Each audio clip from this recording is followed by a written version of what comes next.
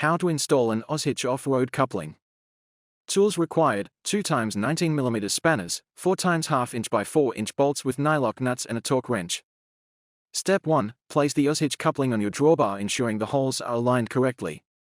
Step 2. Insert the 4 1/2 inch bolts through the mounting holes of the coupling and finger tighten the nuts to hold everything in place.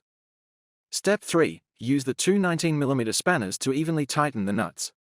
Tighten them incrementally to ensure the coupling sits flush against the drawbar. Step 4. Once the nuts are tightened evenly, use a torque wrench to tighten each bolt to the recommended torque. Your new OzHitch coupling is now installed. After installation, it's always good practice to check the torque after the first few uses.